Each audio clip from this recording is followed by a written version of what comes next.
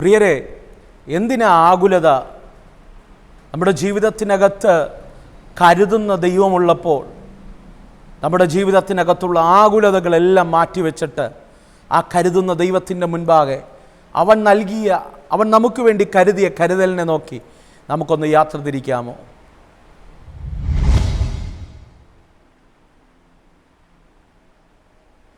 Praise the Lord.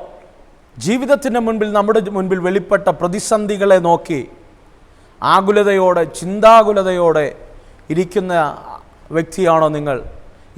ഈ പകൽക്കാലം ആത്മാവ് വ്യക്തമായി നിങ്ങളോട് കൈമാറുന്നു. കരുതുന്നൊരു ദൈവമുണ്ട്. ആകുലത വേണ്ട, നിനക്ക് വേണ്ടി ചിലത് എൻ്റെ ദൈവം ഈ പകൽക്കാലം കരുതാൻ ശക്തനാണ്. ജേണി വിത്ത് ഹോളി സ്പിരിറ്റ് എന്ന ദൈവിക സന്ദേശവുമായി ഈ പകൽക്കാലം നിങ്ങളുടെ മുൻപിലായിരിക്കാൻ ദൈവത്തിനാൽ ഒരുക്കുന്ന വലിയ കൃപകൾക്കായി ഞാൻ എൻ്റെ ദൈവത്തെ സ്തുതിക്കുന്നു, സ്തോത്രം ചെയ്യുന്നു. നല്ലൊരു പ്രഭാതം ഞാൻ നിങ്ങൾക്ക് ആശംസിക്കുകയാണ്. ദൈവാത്മാവ് എൻ്റെ ഹൃദയത്തിൽ തന്നൊരു ചെറിയ ചിന്ത വേഗത്തിൽ നിങ്ങളോട് കൈമാറി നിങ്ങൾക്ക് വേണ്ടി പ്രാർത്ഥിക്കാൻ ഞാൻ ആഗ്രഹിക്കുകയാണ്. പ്രിയരെ, 1 പത്രോസിൻ്റെ ലേഖനം 5-ാം അധ്യായം അതിൻ്റെ 7-ാമത്തെ വാക്യം ഇങ്ങനെ വായിക്കുന്നു: അവൻ നിങ്ങൾക്കായി കരുതുന്നതാകയാൽ നിങ്ങളുടെ സകല ചിന്താകുലവും അവൻ്റെ മേൽ ഇട്ടുകൊള്ളുവിൻ. അതേ പ്രിയരെ, നമുക്ക് വേണ്ടി കരുതുന്നൊരു ദൈവമുണ്ട്. നമുക്ക് വേണ്ടി കരുതുന്നൊരു സ്വർഗമുണ്ട്. എന്തിനാണ് ആകുലത? എന്തിനാണ് നമ്മുടെ ജീവിതത്തിനകത്ത് വന്നുപോയ ഏതൊക്കെ വീഴ്ചകളെ ഓർത്ത്, ഏതൊക്കെ ശൂന്യതകളെ ഓർത്ത് ആകുലപ്പെടുന്നത്? എന്തിനാണ്? നമുക്ക് വേണ്ടി കരുതുന്നൊരു സ്വർഗമില്ലേ? ഞാൻ ആഴമായി ദൈവാത്മാവിൻ്റെ ഹൃദയത്തിൽ തന്നൊരു ചിന്ത ഞാൻ നിങ്ങളോട് കൈമാറാൻ ആഗ്രഹിക്കുകയാണ്. പ്രിയരെ, വേദപുസ്തകത്തിനകത്ത് ഏറ്റവും ശക്തനായ ഒരു വ്യക്തിയാണ് ദാവീദ് എന്ന് പറയുന്നത്. ശക്തൻ എന്നുകൊണ്ട് ഉദ്ദേശിച്ചത് ദൈവത്തിൻ്റെ ഹൃദയപ്രകാരമുള്ള മനുഷ്യനെന്നാണ് ദാവീദിനെ പറ്റി ദൈവം തന്നെ സാക്ഷ്യപ്പെടുത്തിയത്. എന്ന് പറഞ്ഞു കഴിഞ്ഞാൽ അവൻ്റെ ജീവിതം ഒരു വിജയമായിരുന്നു.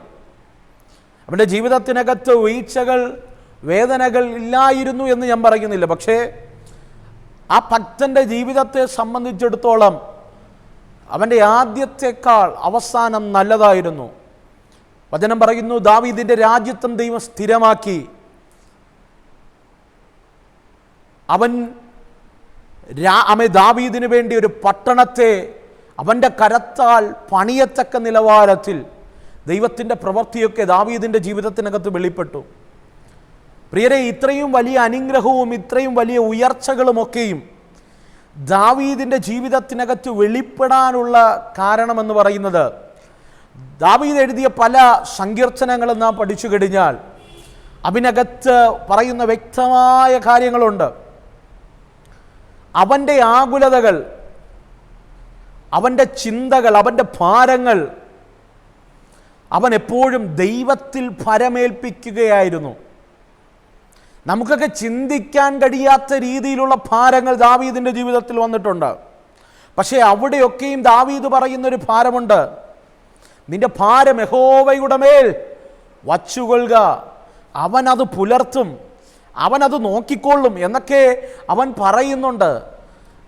തൻ്റെ സങ്കീർത്തനങ്ങളിൽ താൻ ഉദ്ധരിക്കുന്ന പദങ്ങളാണിതൊക്കെ. എന്ന് പറഞ്ഞാൽ ഒരു ക്രിസ്തു ഭക്തനെ സംബന്ധിച്ചിടത്തോളം അവൻ്റെ ധൈര്യമെന്ന് പറയുന്നത് പ്രതിസന്ധി വരില്ലെന്നല്ല, കഷ്ടത വരില്ലെന്നല്ല, ഒറ്റപ്പെടൽ സംഭവിക്കത്തില്ലെന്നല്ല, വേദന ജീവിതത്തിനകത്തുണ്ടാകില്ലെന്നല്ല.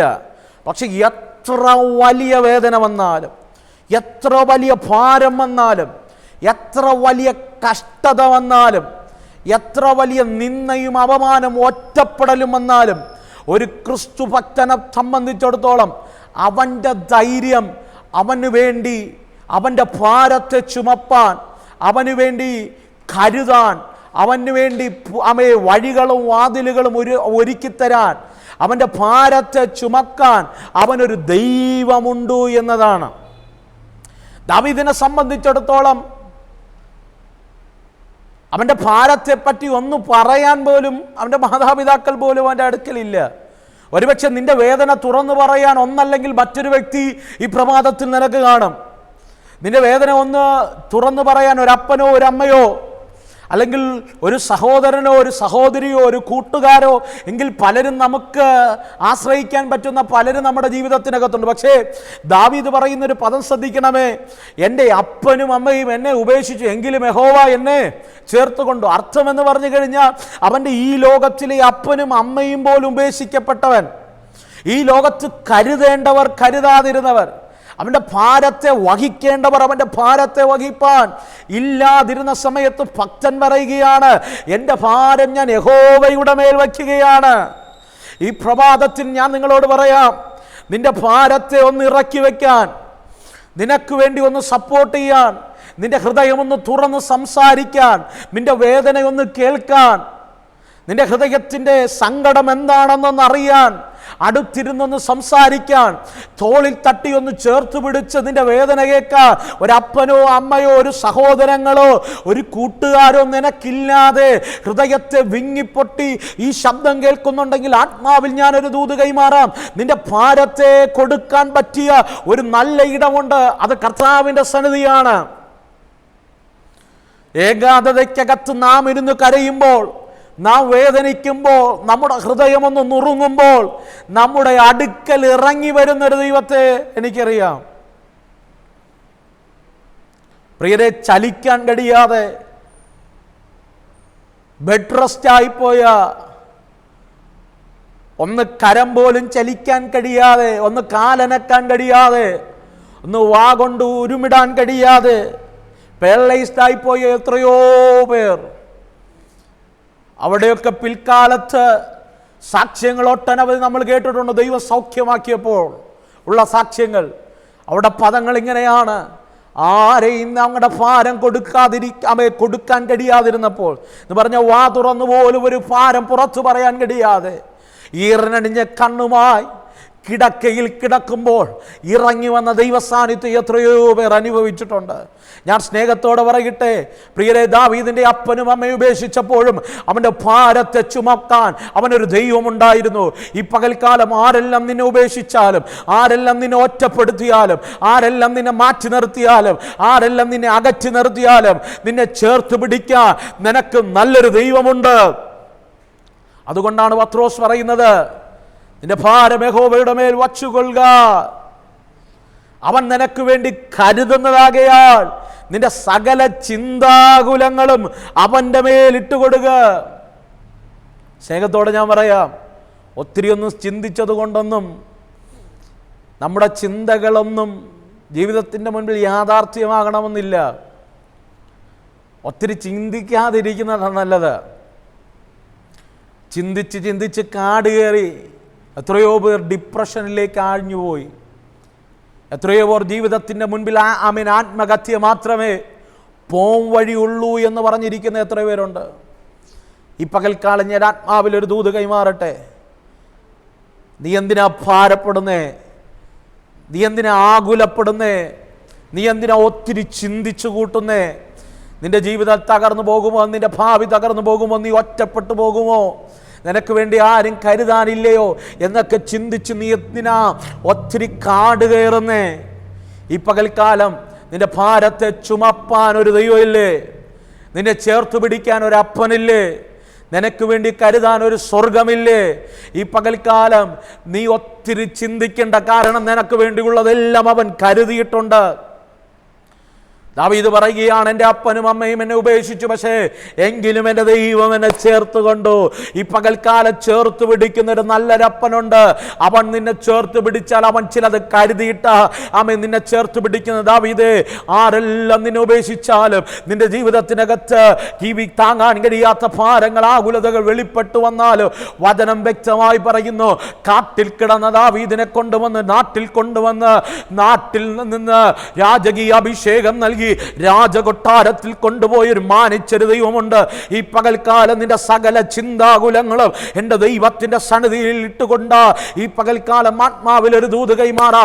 അർഹതയില്ലാത്ത ഭാവികൾ, അർഹതയില്ലാത്ത ഉപജീവന മേഖലകൾ, അർഹതയില്ലാത്ത ജീവിതത്തിന്റെ മേഖലകൾ, അർഹതയില്ലാത്ത വാതിലുകൾ, അർഹതയില്ലാത്ത ഉയർച്ചകൾ, നിന്റെ തകർച്ച കാണാ കാത്തു നിന്നവരുടെ മുൻപിൽ ദൈവത്തിന്റെ ശ്രേഷ്ഠമായ കരുതലുകൾ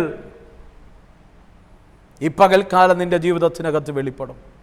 വിശ്വസിക്ക്, ആർക്കും വേണ്ടാതെ കാട്ടിൽ കിടന്ന ഒരുവൻ രാജകൊട്ടാരത്തിനകത്തിരുത്തി മാനിച്ചെങ്കിൽ, അവൻ്റെ രാജ്യത്വം ദൈവം സ്ഥിരമാക്കിയെങ്കിൽ, ഈ പകൽക്കാലം നിൻ്റെ സകല ചിന്താകുലങ്ങളും, നിൻ്റെ സകല വേദനകളും, നിൻ്റെ സകല ഞെരുക്കങ്ങളും ദൈവത്തിൻ്റെ മുമ്പാകെ അർപ്പിക്കുക.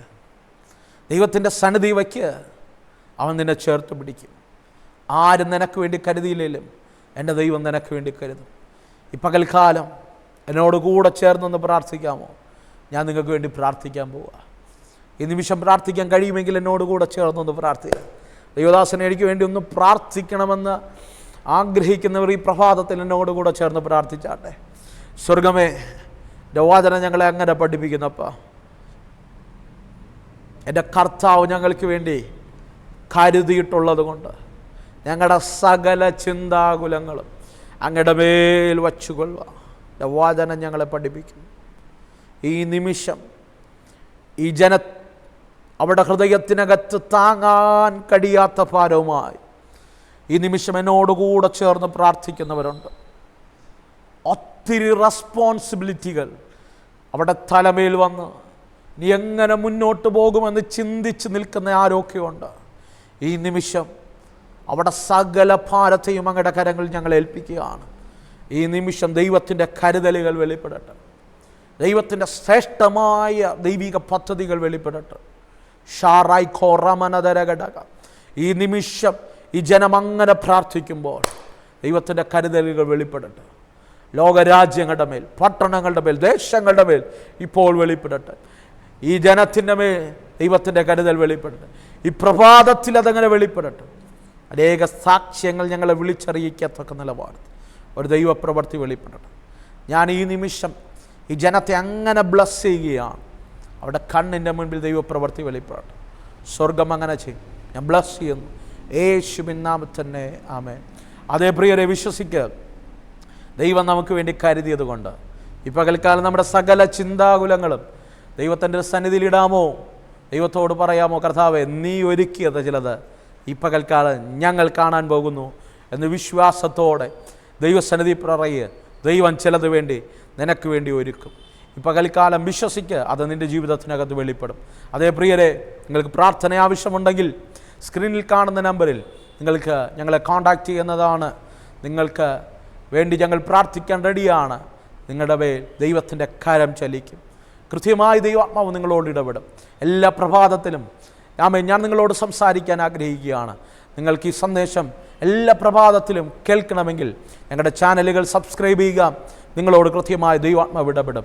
അതേ പ്രിയരെ, let us start our journey with Holy Spirit. പരിശുദ്ധാത്മാവിനോട് കൂടെ ചേർന്ന് ഒരു യാത്ര തിരിക്കാമോ? പരിശുദ്ധാത്മാവിനോട് പറയാമോ, holy spirit lead me today. ഈ പ്രഭാതം പരിശുദ്ധാത്മാവേ എന്നെ ഒന്ന് നയിച്ചാലും. God bless you. ആമേൻ.